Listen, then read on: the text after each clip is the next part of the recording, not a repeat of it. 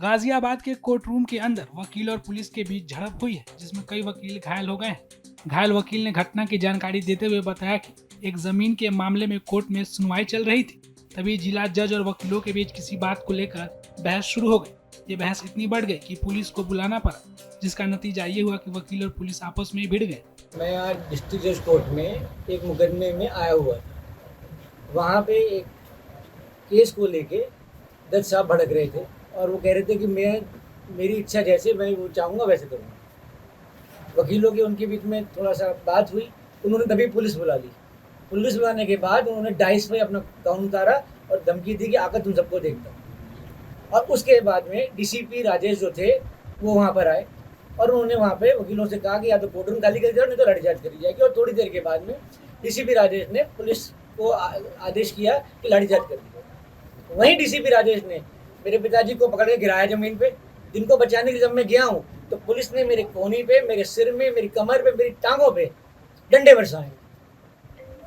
जब मेरे सिर से खून निकला है, मेरी कमर में सूजन है, मेरे पैर में सूजन है और मेरी कोहनी फटी हुई है। क्या और भी वकील घायल हुए? वहाँ बहुत वकील थे, क्योंकि दरवाजा छोटा था, बाहर भी पुलिस थी, अंदर भी पुलिस थी। ये पूरा का पूरा डिस्ट्रिक्ट जज ने प्लान करके डीसीपी के राजेश के साथ मिलकर काम किया और वो लगातार यहाँ बदतमीजी करते हैं। डाइस पे खड़े कहते हैं कि मेरी मर्जी है कि वैसे करूँगा।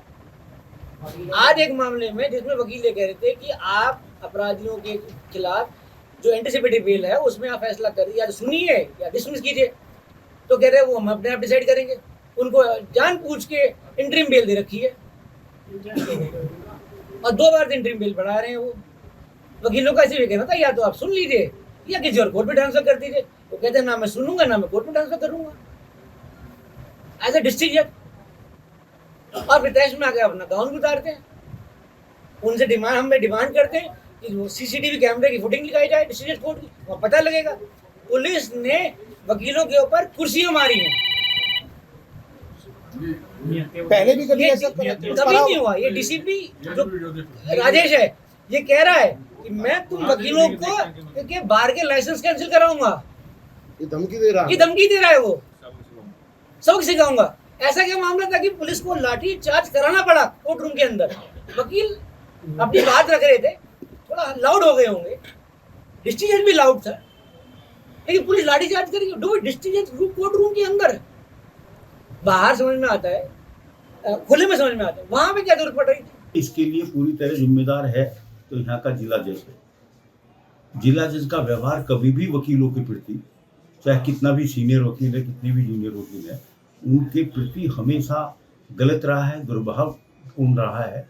हमेशा जैसे बदतमीजी होती है, जिला जज एक अधिकारी ना होकर ऐसा व्यवहार डायस पे बैठ कर करता है जैसे कोई बदमाश किस्म का व्यक्ति हो।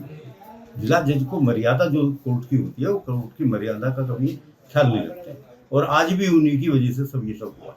उन्हें इस तरह से जो व्यवहार किया, उन्होंने कोट उतार के फेंक दिया, उन्होंने बैंड उतार दिया कि आजा मैं नीचे आ रहा हूँ, इस तरह से फाड़ दिया, कोट उतार के फेंक दिया।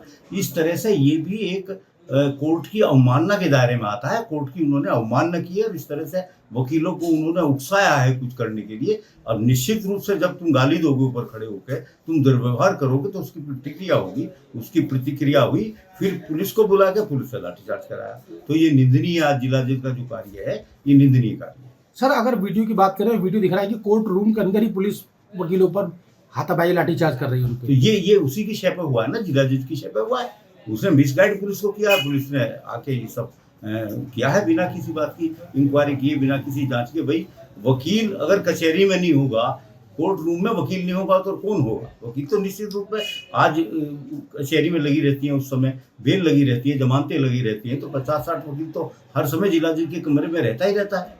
और उसे इस तरह से काम छोड़ के चले जाना, इस तरह से जिला जज को बदतमीजी करना, ये मर्यादापूर्ण नहीं था।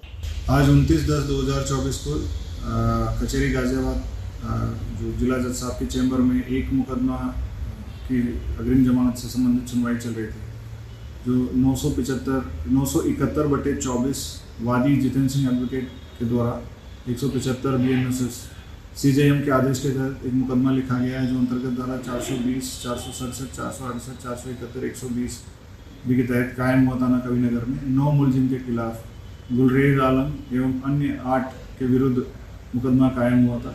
जो ये 9 मुलजिमों को 25 तारीख को अग्रिम जमानत 28 तारीख तक मिली थी और आगे की जमानत से संबंधित सुनवाई आज 11:30 बजे के लगभग डीजे साहब के चैम्बर में सुनवाई चल रही थी, जिसमें वादी जितेंद्र सिंह एडवोकेट के साथ साथ अभिषेक सिंह यादव एडवोकेट, नार सिंह यादव एडवोकेट, औरंगजेब